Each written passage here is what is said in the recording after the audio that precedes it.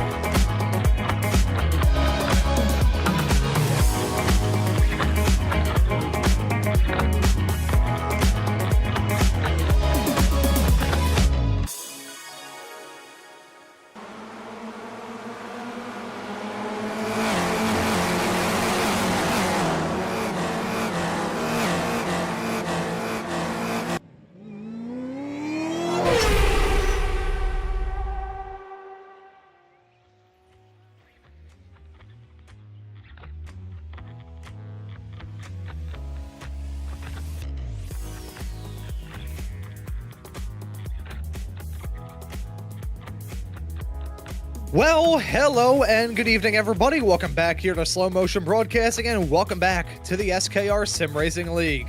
This is round number 2 of this season, coming to you tonight from Monza. My name is Maunz. Alongside me in the commentary booth is Charles Boshell. Joshua Wilkie is our producer for tonight's broadcast. Well, Charles, off the back of our season opener at a classic American road course, we head off to a classic Italian road course here at Monza. The history with this place pretty much overlaps with the history of the motor car. It has been around in the world of European motorsports really from the get-go. This is a stunner of a racetrack, but one with quite a lot of pitfalls sprinkled in throughout as well. Yeah, you're absolutely right, Ron. I love this track. This is one of my favorite tracks to drive in multiple car classes. It's fun in the GTs, even if you're multi-class racing. It's a blast in the open wheel cars like the Formula 3. And it's just a fun track. And as you said, yes, many pitfalls. Obviously, this being the first one on the board there is that turn 1 chicane, what I've kind of humbly renamed it to Variante della Morte, the chicane of death, because that's where all good race cars go to die. But other than that, it's a it's a fast track, but there's some pretty technical corners here that you really have to work the car through in order to get a fast lap time. Thinking about Monza, my mind often goes back to the 2015 Formula 3 festivities that went down here that year. With one of the most stacked grids in recent motorsports history, many F1 drivers like Sir Charles Leclerc, George Russell, Lance Stroll, that was a bit of a awkward tone there. I mean, he was a very good driver in F3 back in the day, but a stacked field of racers, all of which can be found in different corners of motorsports today, went here in F3 cars, and kind of it established my sort of point where Dale Jr. once said this about Martinsville in the NASCAR world. I think there are some road courses that ring true to this sentiment as well, where you've got to just show up here to this place and wreck a couple of times before you can finally get your cue in around this place. That's what those drivers did way back in the day. We'll have to see how things go here tonight, but happy to have your company here on Slow Motion Broadcasting. Already in the midst of qualifying with some drivers out there on the racetrack. Got a pretty good field for us here in this race off the back of, I believe it was 5 cars that showed up last round. At Watkins Glen, we have 7 out there on the track, including Justin Ruth, your pole sitter and race winner last time out at Watkins Glen. But we've got some new challengers, some familiar faces in some new cars, and what is going to be a very competitive night. That run down to turn number 1. Gonna be fun from our perspective here in the booth, Charles. For these drivers, though, maybe the stuff of nightmares. Yeah, you talked about a F3 race from 2015, and I'm just thinking about 2 months ago when the World GT Challenge came down here, and one car felt frisky, took it to the inside, made it 3 wide, touched the grass, and took out the first 4 rows of GT cars. So it's pretty fraught. I mean, there's a lot of history involved in this first chicane, and it is a touch point that every driver goes in knowing that they have to be very careful. But then just, you start racing and then things kind of go out the window. I will say this, I'm kind of looking, and I think Justin Ruth is the only one, maybe the exception, maybe Chris Barrett as well, but only Justin Ruth, as far as I can remember, is the only one that stayed with the car he ran with last week. So he's running that Beamer again. But we've got the Fulmers have jumped over to the Porsche. And Le Carpentier as well. Leo Le Carpentier has also stuck with Ferrari, and I think that was a good decision. I think the Ferrari is going to be quick here tonight. Yeah, and Le Carpentier, who started the last round of the championship at Watkins Glen from the pits, was able to put on a very good drive, able to make up many spots throughout that race. Hoping for a little bit more here in this latest round of the championship. Qualifying, as we mentioned, currently underway. Leo Le Carpentier, currently your provisional pole sitter at a 150.376. Dan Pancoast there, improving on the time. He had been down there in 3rd, but he jumps up to the pole position as Logan Fulmer going to jump up into 2nd. 666, the gap between those drivers. Don't want to summon El Diablo right now as 4 minutes left to go here in qualifying. Still getting some good lap times on the board. Chris Barrett there had some good final sectors, but I think his lap time may have been invalidated. Justin Ruth, our pole sitter last time out, hoping to get a lap time on the board here very soon in that 07 car. There he is in that familiar blue BMW, and up to the top he goes once more. Yeah, absolutely. Great lap there. Jumping up to the top of the qualifying ladder, and so we'll see as we go here. We got a couple, probably enough for a couple more laps for any driver that's still out there. I'm going to give it another opportunity here, but 2 laps of qualifying, so I take that back. Since we're not in an open qualifying, we're in a closed qualifying session. 2 laps and you're done. I think everybody's already done their 2 laps, so I think we're at the end of qualifying.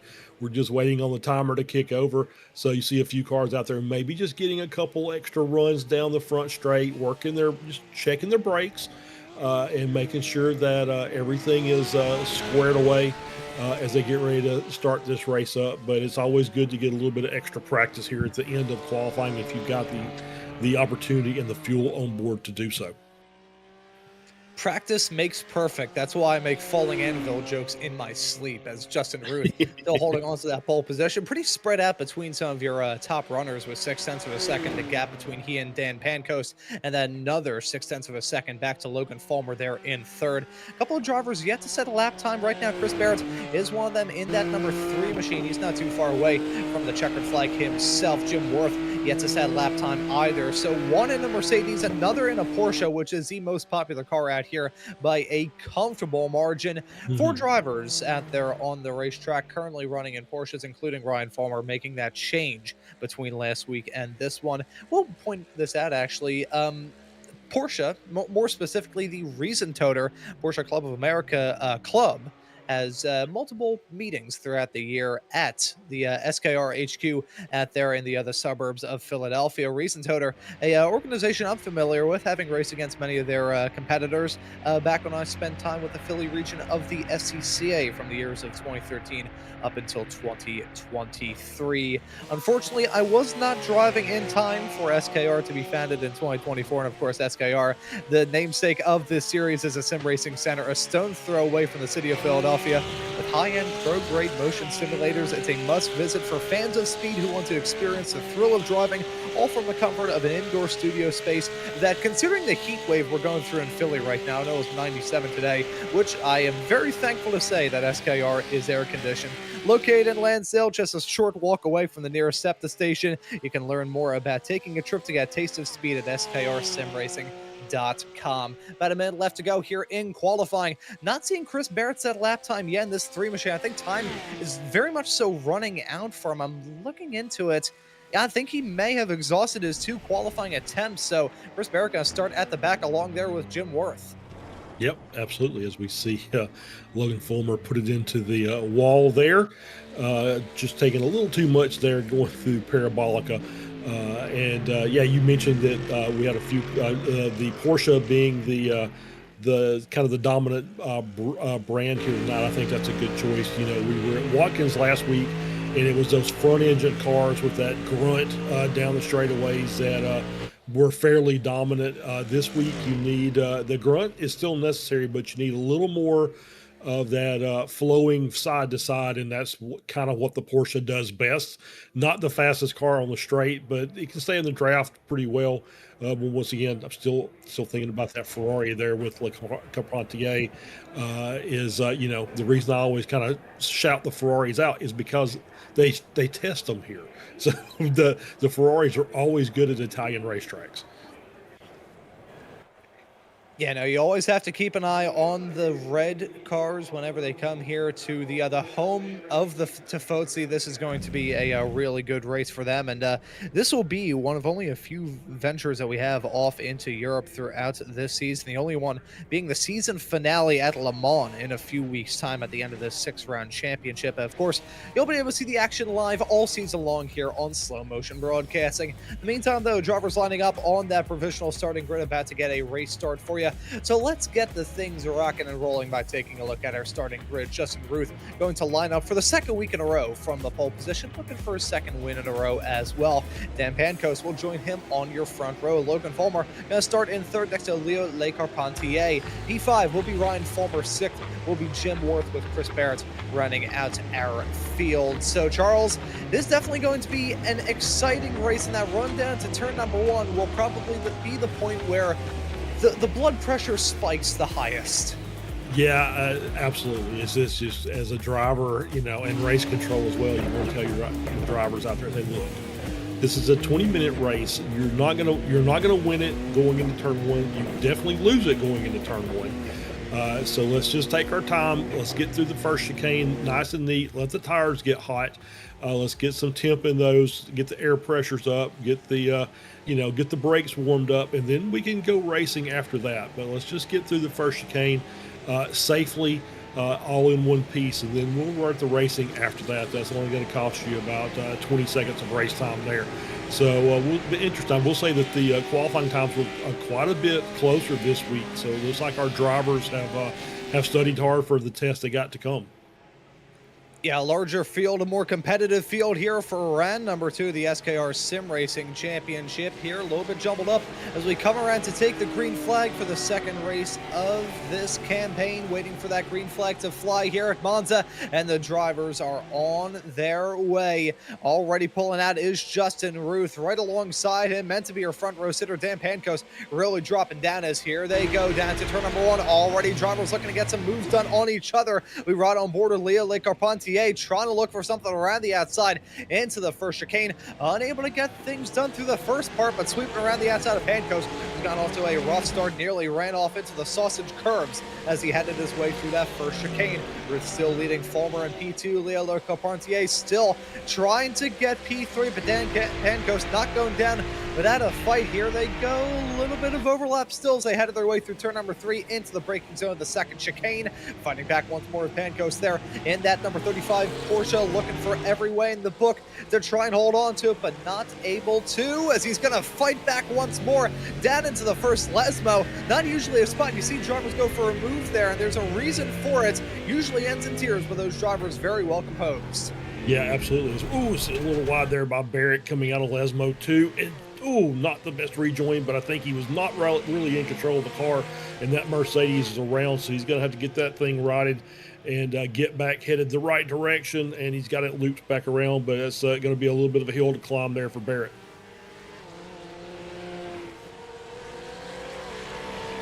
Yeah, looking again through your field is the man who was on the charge at the start of this race, Leo Carpentier, the Frenchman behind the wheel, that number 24 Ferrari, holding on to third right now, already one spot up from where he started. Same could be said about Logan Fulmer. Dan Pancoast, meanwhile, in that number 35 Porsche, dropping down out of your podium. In the meantime, Justin Ruth pulling a dominant lead already as Fulmer nearly put himself off into the gravel trap as he headed his way off through Parabolica, and now feeling pressure. Le Carpentier looking for the move. He thought about it down the inside, looking for it around the outside. This is how he tried to get the move done at the start of this race. Will Lightning be able to get captured in that battle once more? Through the braking zone and down the gears are going to go. Good little dive there off into the bottom of the racetrack for Fulmer. Going to hold on to that spot for now. Dan Pancoast still there. And keep an eye on Ryan Fulmer, still trying to get a grip to that Porsche. He is just barely there in the back. A shot only 1 second off of this trio. Yeah, a good defensive move there by Logan Fulmer to hang on to P2, but he's still got that Ferrari sitting right behind him as they work their way down into the second chicane. And pretty much standard there. A good run out. Not so good from the Porsche behind Pancoast. He's going to lose that position to Ryan Fulmer as he just took it a little wide there coming out. And that is one of those things. That's one of the kind of the treacherous parts of this track is you have a little room to the outside, but not a lot, and there's nothing out there but gravel traps to slow you down, and so you're going to lose quite a bit of time if you ever take it off the track. Yeah, those gravel traps, as it turns out, not good for racing drivers and not good to make a bed out of either. So don't want to combine the two. You don't want to lay your race to rest there. But unfortunately, Logan Fulmer going to allow Leo Carpentier to get the move done, heading off into Ascari. Has overshot the braking marker, going to miss out, and now going to feel some pressure from his own dad. Ryan and Logan going to go side by side here very soon in that duo of Porsches. This will be the battle for third as we take a look to show you what happened heading down to the turn. It's a very tricky braking zone to nail down here into Ascari. It really is, and he just took it too wide there. You need to be, your left side tires need to be kind of kissing those sausage curbs on the inside, and just carried a little too much speed, was able to get the car rotate, and had to take it to the gravel and rejoin on the back end of Ascari, but that was enough for Le Carpentier to make the move around to pick up P2. And all of that battling there for second, despite the fact the move got done pretty quickly. It's allowed Justin Ruth to hold on now to a 6-second margin at the front of this field. That Carpentier maybe going to try and take some nibbles out of that gap as we go throughout this race. Still in the early stages, only 4 minutes down to this 20-minute long race, so plenty of time left for that number 24 Ferrari to make his way up towards the front. We'll just have to see whether it can come to fruition as we see Justin Ruth there in that 07 car, currently holding on to your top spot right now. Taking a look at the wonderful sights here of Monza. One of the older scans at this point now here on iRacing, but a beautiful one nonetheless, despite the fact the trees were slightly strobing out there. That is an iRacing graphics moment there. As I will say, there has been a little bit of drama out there on the racetrack. The battling has shifted down away from third and is now for fourth. Jim Worth able to get a move done on Dan Pancoast as he headed his way out of the second Lesmo section. Fulmer dropping down to P6 right on the back of Pancoast, with Chris Barrett still struggling in that number 3 Mercedes. Jim Worth able to check as we take a look to see what may have gone down here for Fulmer in the 11. Oh, he got a little bit of help. That's what went on with him as he comes into the braking zone. Maybe broke a little bit early there, and good avoidance there by Pancoast. I believe that was that got around, but able to avoid that as that car just basically got bumped and just slid through the chicane. And not necessarily the best rejoin. Once again, not really sure he had full control of the car as he was trying to get that back under control, and it cost him a little bit of time as well as a couple positions. So no other harm done. As we're going to get another replay here as we see this pack before this is earlier. As we have La Carpentier A in third, you see the 35 just catching that sausage curb on the outside.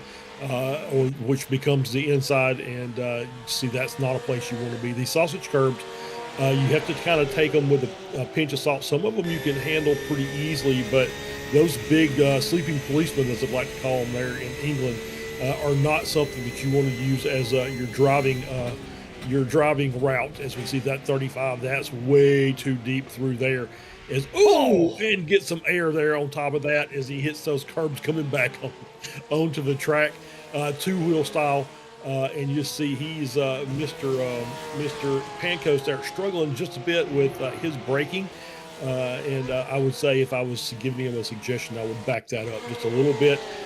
You want to be off the brakes when you're rolling through these chicanes, so get your braking done early and just kind of flow through the chicanes and get back on the throttle quickly on your way out. See, I usually call these curbs I usually call these curbs the overcooked sausages, because much like an overcooked sausage, you chip your teeth on both. He definitely chipped a couple of teeth there. That was a violent impact over the curbs as he headed his way off through the Variante second chicane here around this track. I was going to attempt the Italian pronunciation, but I do have fear. I may be dumb, but I do have a sense of fear. Is it Variante della Roggia? Is that the second one? I believe so. I will say I usually base my broadcast off of the iRacing track map, and they didn't call it a specific name. They just said Seconda Variante. So there we go. So, Variante Secondo, I think it's in Italian. So either way, it's not as bad as the first one, but it's still pretty difficult to get through. You really have to kind of practice these chicanes to get to extract the most speed out. And I will say this: I was kind of watching the lap times, and now that La Carpentier has moved up in a second, his lap times are starting to pick up a bit. So he's not gaining necessarily on Ruth in front, but he's losing less time per lap. So his that Ferrari is starting to do some work for Mr. Le Carpentier, and he is starting to slow the bleeding, as they would say. Yeah, and even with Justin Ruth having a slowdown a few moments ago, that gap is still teetering around 9/10 of a second. I think Leo Le Carpentier, I've seen this a lot with drivers, where you do need that, for lack of a better term, dangling carrot in front of you to say, okay, look, I have a car that I want to try and chase down. When you've got that car in view, makes it a whole lot easier to try and get the moves done. Looking at Le Carpentier's lap times as we follow him right now. This right now is on lap number 5. Got the moves done a little bit early. As you said, his times have increased somewhat. He's able to hold on to his current best lap of the race at a 150.219. We'll have to see what he does this time around, but I think Le Carpentier is just trying to find his element here in the Ferrari. I gotta say, here on iRacing, the dynamic with these GT3 cars is very different going from one manufacturer to another. I mentioned a bit earlier on the recent Toyota Porsche Club having their association with SKR. Many of these drivers do prefer that Porsche just because of their own real-life affiliations. But it's also down to the fact that this Porsche on iRacing has always been a very stable platform. Whenever I get the opportunity to cover an endurance race here on iRacing, doesn't matter whether it's an iRacing special event or a league race, I always tout this Porsche as being a strong, good choice. He says right as Ryan Fulmer spins a number 11 Porsche heading out of the first chicane. It's usually a car that doesn't like to bite your head off, unlike some that their teeth are sharp and they get a little bit gnarly. Yeah, exactly. And I think it's the evolution of the car. I think the 992 platform a lot more stable than what we had prior to that. The latest version prior to the current version was a monster trying to deal. Lots of liftoff oversteer from that rear engine platform that just really was unwieldy. I remember I spent about half the laps running the Daytona 24 going into turn one backwards as much as I did going in forward, just from being unable to handle the oversteer of the car. The 992 version is a much better platform, especially now if you look at it with not just the GT3 but also the Cup platform as well. And saw a little video on Porsche's website. The next generation, the 2027 Porsche GT4 will be a 992 platform based off of the Cup car. So we're getting rid of the Cayman and getting the 992 in the GT4 class as well, which I'm assuming means that we'll have it probably for season 2 of 2027 in iRacing.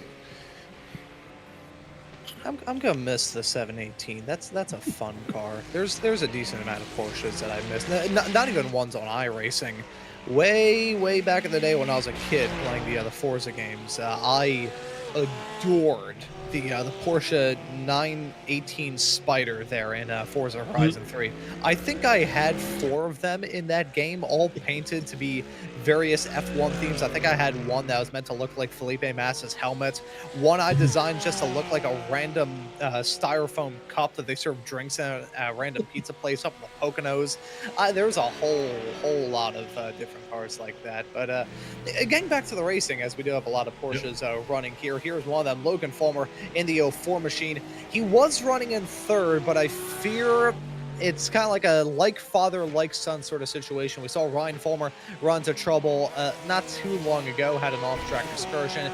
Unfortunately, I believe Logan may have followed in kind. So they're now running in 6th and 7th here in this race, and just looking to try and whittle the laps away and get a smooth run going here. And what is officially going to conclude the first third of this season here in SKR. And once again, happy to be covering all of the action here on Slow Motion Broadcasting all season long. Never miss out on any of the racing action by hitting that subscribe button and the notification bell. But as these two battles, as these two drivers may look to battle, there is a battle a little bit farther up the road. Leo Le Carpentier, we thought that he would have had the opportunity to start to run away, but he has not. Jim Worth fighting it around the outside as he headed his way through Parabolica, and he's got to punch his way up in a second. Carpentier, last time around, not that good on the lap time. Worth, meanwhile, able to set his personal best lap of the race last time around at a 149.4, nearly a second and a half. The margin between those two drivers just in one lap alone. That's allowed Worth to punch his way up another spot. Now 4 spots gained since the green. Yeah, you don't see a move on the outside of Parabolica very often, but this was really well done. You could just see him get much more momentum off the corner than the Ferrari on the inside, and was just strong-armed him, basically going around the outside of that corner, and that was well done by Mr. Worth.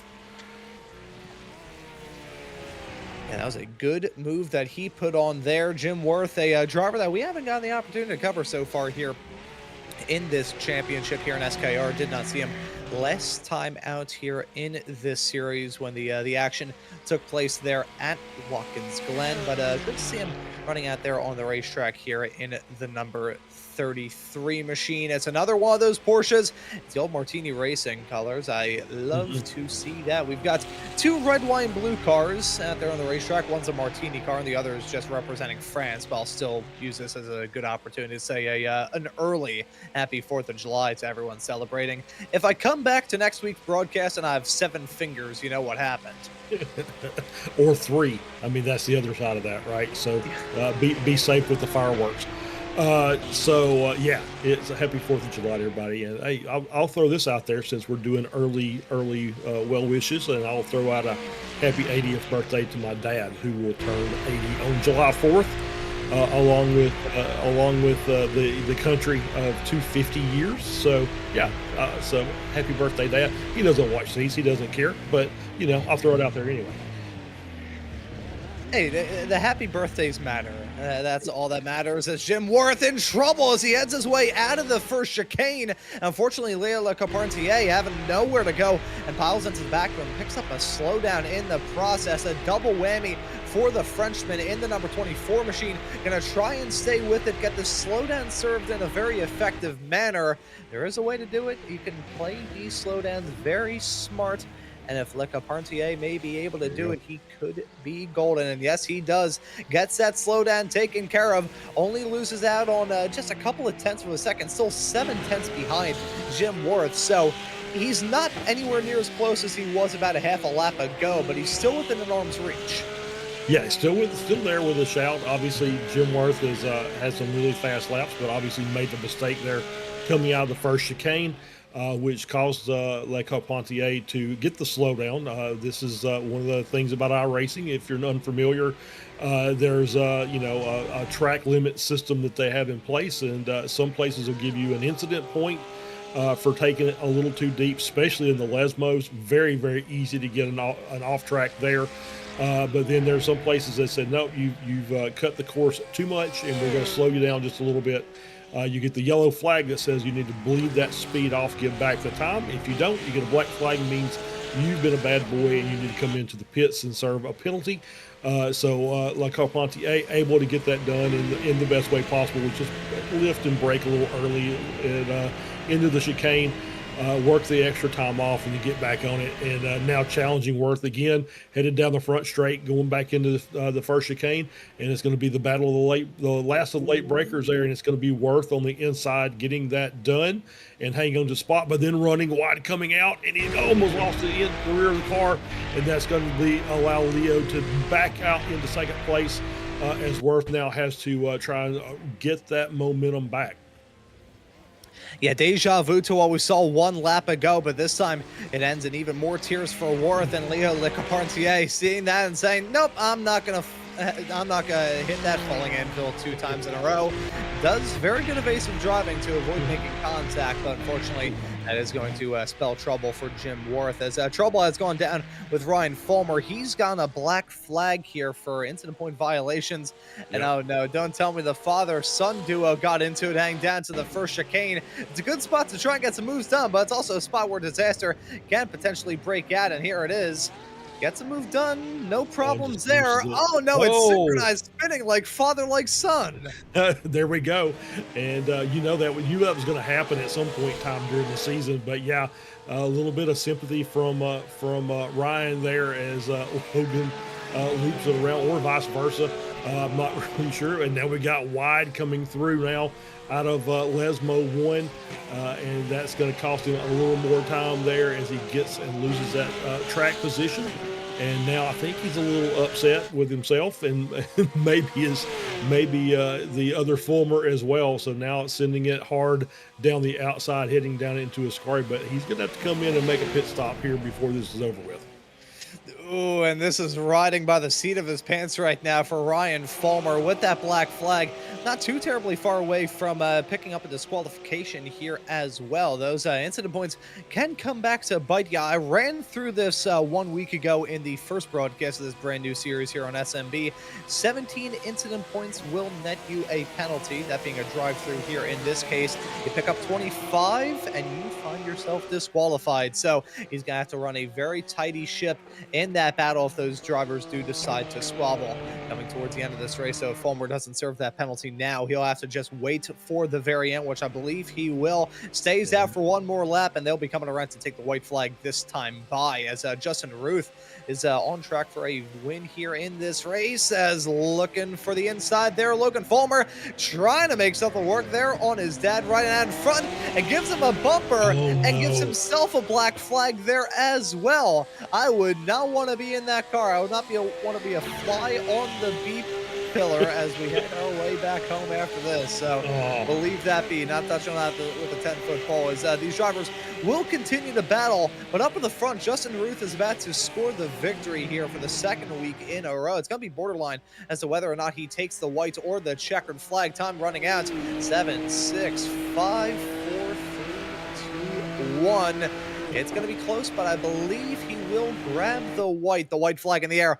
One more lap of racing action here at Monza. That was as close as it gets with a 24-second gap. He could probably afford to lift and end that race one lap early, but always trying to get everything out of it in that '07 BMW. He's pushed it for one more lap.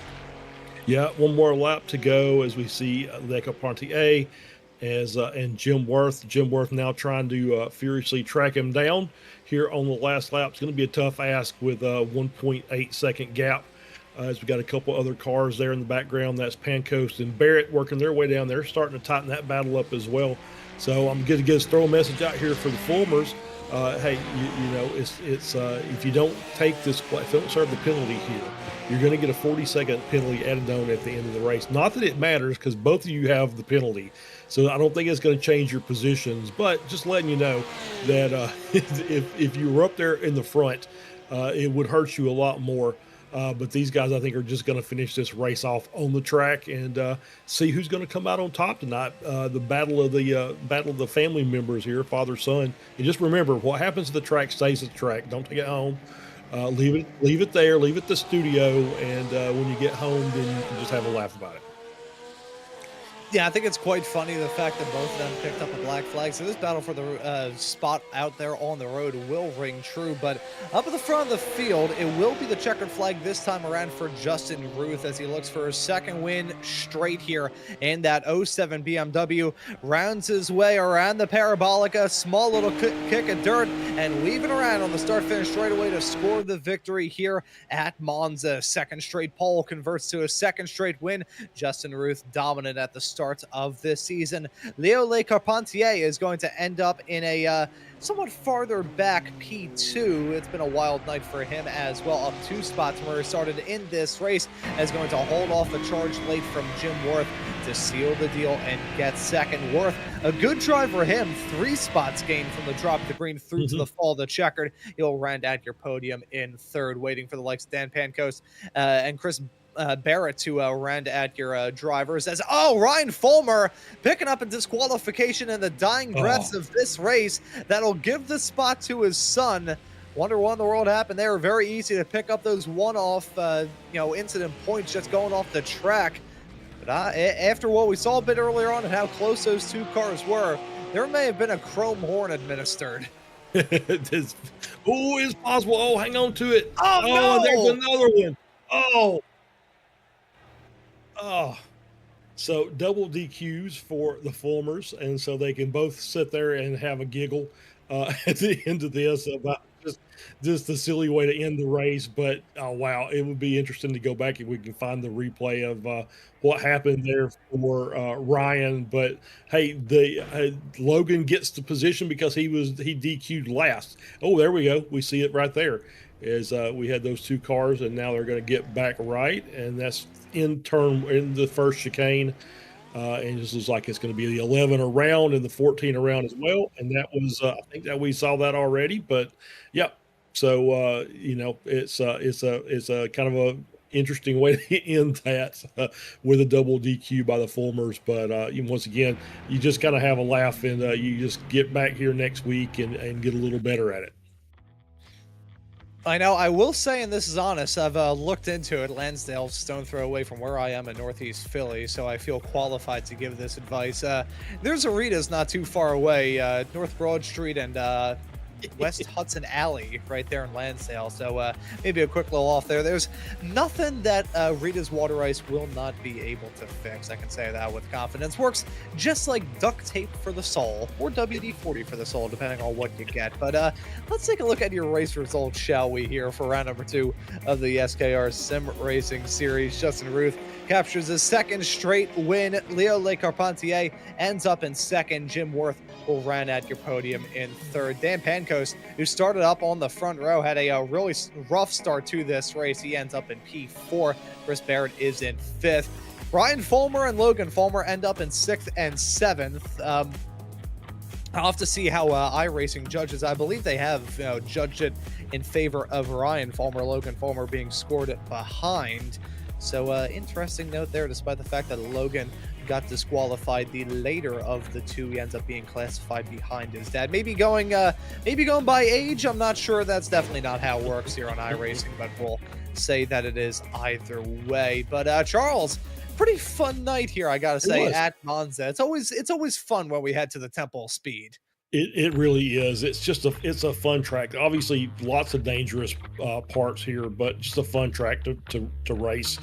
And you see that Justin Ruth in that BMW didn't know that BMW was going to be able to hold on, but you put a car in the right hands, and it doesn't matter what the kind of track profile is. They're going to be fast, and that's exactly what Justin Ruth was tonight. But obviously, much better, I think, overall for the group here. Much closer racing in the mid pack. So we had some obviously some incidents to look at during the race, but it's part of Monza. It's a very tricky track to drive. It's all out for 75% of it, and then very, very tight corners that you have to kind of navigate. So good racing tonight, and looking forward to it. Like I said, we talked about this last week. The schedule maker didn't do them a lot of favors, because I think next week we're going to run into similar issues. Yeah, next time out at Road Atlanta, we got to see a banger of a race at Road Atlanta just about 24 hours ago here on Slow Motion Broadcasting, with round number 3 of the Sim Racers Group F4 Championship. And you'll be able to see the F3s a little bit later on tonight here on the channel. Thinking of Rita's and how boiling hot it is, I may end up going on a Rita's trip of my own for the 2 shows. That, or I actually have some dinner to cook. That may be it. It's still too disgustingly hot. My thing is, like 80 degrees and higher, that's when I start to melt. So 91 with a feels like of about 100, forget about it. I have been turned into a fine mist out there in the atmosphere. So we'll swiftly and abruptly move on from all of that. Looking ahead at some of the other broadcasts we have here at Slow Motion Broadcasting, we have got you covered. The Sim Racers Group F3 Championship, as I just mentioned, gonna be live later on tonight here on the channel. That'll be at Silverstone for their 3rd round of the season. We hope to see you all there. The Ray Esports Summer Series, as I call it, the Weekend Warriors Summer Shootout Series, is going to be running at Rudskogen this upcoming Sunday. That'll be at 3:30 p.m. Eastern Time. That'll be the debut of the FFs, I believe. The Formula Fords will make their first appearance here this season off the back of Spec Racer Ford and Formula V action over the past 2 weeks. This upcoming Tuesday, we have got you double booked with the American Muscle Series running at Sandown. The opening round of that championship in the Sim Racers Group F4 Series will be at Lime Rock Park. Next time out, in 1 week's time, you'll be able to see round number 3 of the SKR Sim Racing Championship at Road Atlanta, and then followed by the SRG F3 Championship at Mugello. XMS Touring Car Cup action will come here to Slow Motion Broadcasting for the very first time, heading off to Brands Hatch, far from the first time that series has been there. A lot of racing actions to look forward to here on Slow Motion Broadcasting. Gives you a very good reason to subscribe and hit that notification bell so you never miss out on any of the racing action. Charles, final thoughts before we wrap things up? Yeah, good second round here. Looks like Justin Ruth is going to be the man to beat here this season, but we got some drivers who I'm seeing improvement during the course of this. And, next week, once again, Road Atlanta, not the easiest track in the world to drive. So these guys are going to have to get their practice laps in and get prepared for that, especially, turn 1 through turn 5 is, just will deal fits if you're not prepared for it. So we'll see how they all prepare and what cars they decide to drive. So I think we're going to have some guys that choose some different rides during the course of the season to see what fits what track. And so it's always an interesting to take a look at that and kind of see how that works out. So yeah, looking forward to next week. It's going to be a fun race once again.